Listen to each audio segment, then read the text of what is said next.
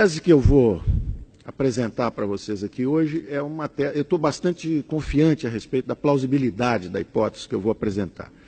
E nós somos prisioneiros cognitivos, para usar a linguagem do professor Douglas North, que é o prêmio Nobel, que nós tivemos o prazer também de assistir aqui ontem.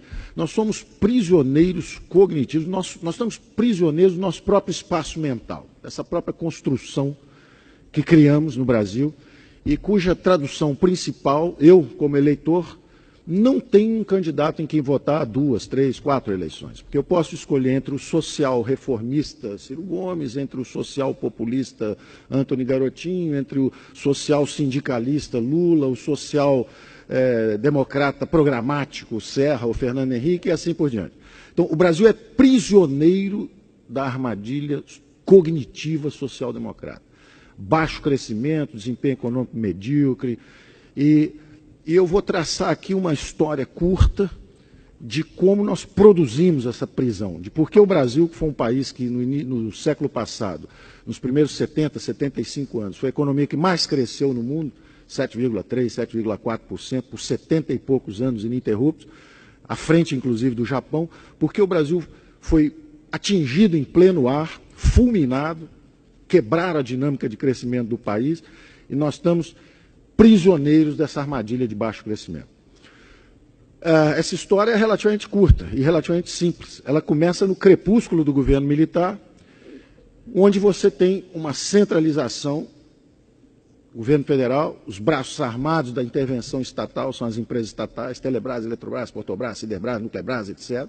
Programa da Ferrovia do Aço, 15 bilhões de dólares, programa nuclear, 15 bilhões de dólares, Transamazônica, 9 bilhões de dólares, gastos excessivos públicos, e vamos para o ocaso do regime militar em meio a acusações de autoritarismo e corrupção.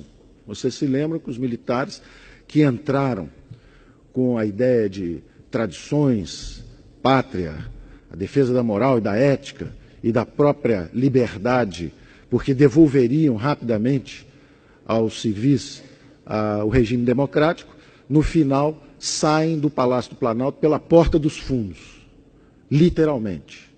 O general Figueiredo não transmite a faixa presidencial e sai pela porta dos fundos do Palácio. Por quê? A direita sai desmoralizada e a esquerda é atraente, porque a esquerda, e de novo eu faço referência ao que o professor Douglas North disse ontem, a eficiência do mercado político. Como é que o mercado político pode ser eficiente se as alternativas são: você é de direita, portanto autoritarista e corrupto, ou você é a favor da democracia e da justiça social, e você é de esquerda? Bom, toda a população brasileira passou a ser de esquerda, porque há uma falsificação cognitiva a respeito das alternativas possíveis. E os liberais democratas, que existem desde Atenas, com os mercados e a democracia, que só foi expandindo os círculos de inclusão. O capitalismo é uma história de inclusões, não é uma história de exclusões. Aliás, os últimos que estão sendo incluídos são os 3 bilhões de indivíduos da China, da Índia, da Rússia, do leste europeu, que haviam provado a outra receita. E onde está essa tradição de 2000 anos? De democracias e mercados, primeiro entre os gregos, Esparta, militarista e autárquica, ganha a Guerra do Peloponeso e começa o declínio da civilização grega. Não é acidente. O socialismo é um episódio relativamente curto da história humana, sangrento bastante pelas reações que produziu, né? 2 guerras mundiais, 120 milhões de pessoas atingidas, mortas, ou em combate, ou por torturas e repressões internas. A sociedade aberta quase faleceu no século passado, foi asfixiada pelos 2 extremos, pelo socialismo, pelo comunismo de um lado, nas sociedades fechadas, e pela reação nacional socialista, que era o nazismo, de um lado, também extremo. E onde estão os liberais democratas, que eram a favor de democracia e economias de mercado? Os amigos da liberdade, sempre ameaçados pelos 2 extremos. E não são conservadores. Conservador é quem quer conservar. Os liberais nunca quiseram conservar. Assistimos ontem também a conversa sobre a grande sociedade de livre acesso, né? Que é o que a democracia e os mercados têm feito. E o socialismo, então, é absorvido pela grande sociedade aberta simplesmente como uma síntese de solidariedade. É a única coisa que restou do socialismo aproveitável. Né? Ele entra no lugar da religião, que ele sempre detestou, ele entra no lugar da solidariedade, do instinto de solidariedade, que realmente numa organização global há inseguranças no coração do homem, o indivíduo se sente desprotegido e precisa da tal rede de proteção social. E fica então aquela falsa promessa de que com o socialismo você pode entregar aquilo. Ora, as populações que se entregaram a essa busca implodiram e estão hoje tentando reingressar no capitalismo globalizado, sem encargos sociais, sem encargos trabalhistas, sem proteções e pedindo pela inclusão do lado de cá. O Brasil, sociedade politicamente fechada, início dos anos 80, tateando no escuro, procurando uma direção. Se você é um democrata, está a favor do restabelecimento do regime democrático e é a favor da justiça social, junte-se a nós. E começa uma competição infernal de um mercado político ineficiente, porque ele é prisioneiro de uma mentalidade equivocada, obsoleta e passada. E aí nós temos um fascinante desfilar de tragédias, nas 3 dimensões do nosso grande equívoco, que é essa armadilha social-democrata. Quais são as 3 dimensões? A primeira dimensão são as disfunções financeiras. Então, vamos examinar orçamentos, a história dos orçamentos aí nesses últimos 20 anos, as 2 décadas de democracia. A primeira grande onda intervencionista vem com os militares, que levam os gastos públicos para 22%, 23%, 24% do PIB. E, como vimos, investindo em capital físico, instalações industriais, máquinas e equipamentos. O capital humano jogado para o lado. Educação, saúde, habitação, segurança, justiça, esse troço para o lado.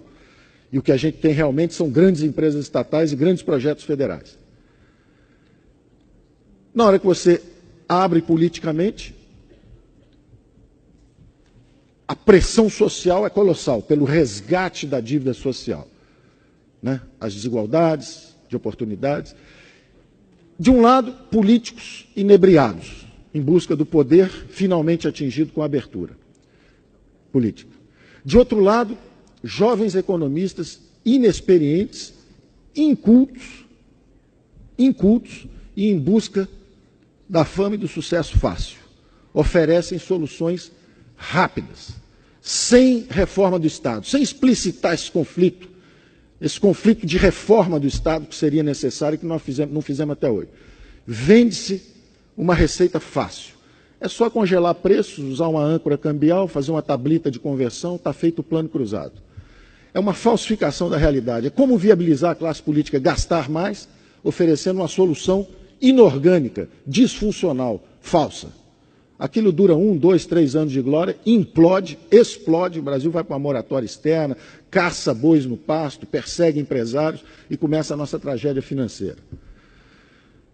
Saímos daquilo ali, vamos para outra disfunção. Aprendemos que não podemos usar política monetária irresponsavelmente, nem dar o calote externo. Então agora vamos usar a política monetária. Aí começa o plano real, bem concebido, interessante, porém também centrado num instrumento. Os primeiros 4 anos de plano real, o valente Gustavo Franco defendendo lá a fronteira, sozinho, cercado de índios por todos os lados, até o ataque final, onde ele é derrubado também, porque não há reforço. Houve déficit fiscal durante os primeiros 2, 3, 4 anos de plano real. Quer dizer, então, você fazer a política de estabilização sem reforma do Estado, sem transformações, só na base da política monetária, é como diz hoje o Afonso Bevilacqua, diretor do Banco Central, é fazer cirurgia de córnea com picareta. Que, aliás, ele está fazendo muito bem.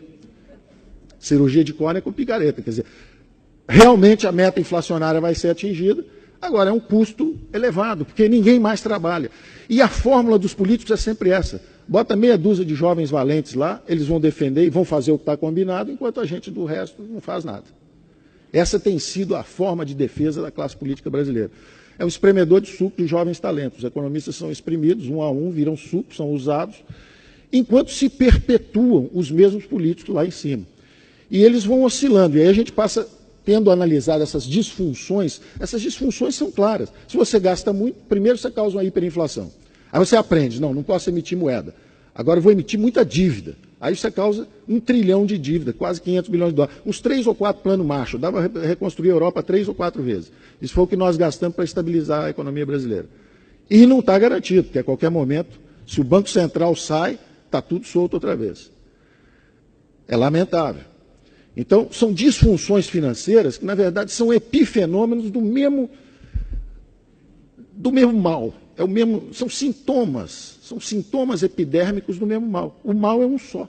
Gastos públicos de 20% para 40% do PIB. Bom, isso tem também a dimensão política. Qual é a dimensão política? É a desmoralização de todo o espectro político brasileiro. Primeiro estão desmoralizados os partidos de direita fisiológicos que apoiaram o regime militar, autoritário e corrupto. Então vamos agora para o PMDB, que o PMDB é o grande campeão da liberdade, doutor Ulisses, doutor Tancredo, a campanha pelas diretas, etc. Entra lá o PMDB. O que é o PMDB 3 ou 4 anos depois de populismo e demagogia? Com plano cruzado, com coisas desse tipo. Em que se transforma o PMDB? Em algo aparentemente muito feio, porque saem de lá os dissidentes e criam o PSDB em nome da ética. Então, em vez do doutor Ulisses do Tancredo, aparentemente estariam lá o Newton Cardoso, o Orestes Quercia, etc., e aquilo teria virado um partido de esquerda populista e fisiológico. Então vamos criar um doutrinário programático, é o PSDB. Bom, 2 mandatos após, o mesmo crescimento econômico medíocre, de 2,3%, que aliás é a média do crescimento econômico dos últimos 25 anos. Está todo mundo aborrecido, porque o ano passado cresceu 2,5%, eu não entendo o aborrecimento. Há 25 anos que cresce 2,5%. Por que tanta dor? Né? Já era para ter se habituado. É comovente a regularidade desse desempenho medíocre. Deve haver algo sistemicamente errado. Não é? Bom, o PSDB é acusado e perde eleição em nome da ética, em nome da falta de transparência, por causa das privatizações no limite da irresponsabilidade, não é? Por causa da compra de votos para a reeleição, perdem a eleição e entra a esquerda transparente e ética. E aí nós estamos assistindo todo dia na televisão. É um espetáculo de ética e de transparência absolutamente exemplar. Um exemplo para as novas gerações, para as futuras gerações, está sendo acompanhado no mundo inteiro como o símbolo da nossa transparência e ética, principalmente da esquerda do PT. Ou seja, a desmoralização atingiu todo o espectro. Será que há algo sistêmico? Se uma infecção chamada corrupção atinge todo o espectro político, será que é algo genético? Hipótese 1. Seríamos os brasileiros geneticamente corruptos? Hipótese 2. Será que é sistêmico? Que o sistema político foi também transformado numa feroz disputa por recursos? Se 40% do PIB são repartidos pela grande agência central, o governo comanda hoje 40% do PIB, será que isso não deforma, isso não corrompe a estrutura política? Vale tudo, qualquer acordo, desde que se coloque a mão em 40% do PIB? E que tipo de exemplos isso transmite para a sociedade? Opção 1, se você é jovem, estude bastante, 3, 4 anos no curso superior, depois faça uma pós-graduação, depois trabalhe mais 5, 10 anos, quem sabe um dia você será alguém nesse mercado globalizado com 50 milhões de desempregados. Opção 2, passe um verde e amarelo na cara, jogue meia dúzia de pedras em nome do impeachment, seja eleito prefeito de Nova Iguaçu, o Lindbergh, lá no Rio de Janeiro. Não termine sequer seu curso de Direito e será um jovem simpático, rico brevemente, porque a profissão é rentável, e um exemplo para a juventude do mundo inteiro. Esses exemplos estão se transformando, estão sendo dados em todos os setores. Esse é o da política. No campo, opção 1, trabalhe bastante, se é um jovem simples e humilde, faça um curso técnico, vá estudar alguma coisa de agronegócio, e quem sabe um dia você será alguém. Opção 2, receba uma camiseta do MST, um caminhão-pipa, participe de uma passeata, jogue 3 pedras no laboratório da Aracruz e será alguém. Você vai ter dinheiro garantido, esses 40% do PIB estão sendo aplicados no Brasil inteiro, já há universidade rural, ensinando luta de classe, etc. Esses exemplos estão se reproduzindo.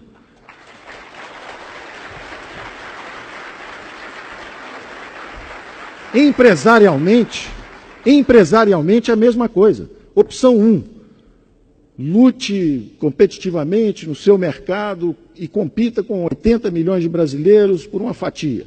Opção 2, vá a Brasília, consiga um contrato de fornecimento de material para o Exército, um contrato de fornecimento. Inclusive, se você for estagiário do INSS, você pode, em 3 semanas, conseguir um golpe de 3 milhões de reais. Se você já tiver mais tempo de prática, 10 anos, 15 anos, você pode fazer como a Georgina, são 100 milhões. Mas se você for estagiário talentoso, 3 milhões de reais é coisa de 3 semanas, como estagiário no INSS. Bom, esses exemplos estão se multiplicando, estão sendo dados. Essa carga de valores que nós estamos transmitindo para gerações novas. E, finalmente, a terceira dimensão dessa tragédia brasileira. A primeira era justamente as disfunções financeiras, não é? A última delas são os juros astronômicos, o câmbio baixo, são disfunções financeiras. A segunda é essa disfunção política. E a terceira, finalmente, é a estagnação econômica. É o Brasil parado. O Brasil parado, esperando reformas, e que vir aqui pedir votos dizendo que vai modernizar o sistema de previdência. E quem é o social-democrata que tem coragem de dizer que quer mudar as relações de trabalho? A legislação trabalhista obsoleta, anárquica, injusta e impeditiva da criação de empregos. Porque a população economicamente ativa brasileira, 80 milhões de brasileiros, 50 milhões não têm carteira de trabalho assinada. Estão fora do mercado, estão excluídos. Perderam os empregos para os chineses. Não é? E o câmbio é o sinal que está chegando. O que a China, o que a Índia estão mandando de sinal para nós através desse sistema de mercados internacional e globalizado, é a seguinte informação: vocês têm um pouco de minério, sente em cima disso, e geladeira, sapato, isso deixa que a gente faça para vocês. Então nós podemos assistir uma desindustrialização do Brasil em nome de mercado. Nós não temos economia de mercado, nós não temos neoliberalismo, nós temos socialistas com cartão de crédito. É isso que nós temos tido no Brasil por 20 anos.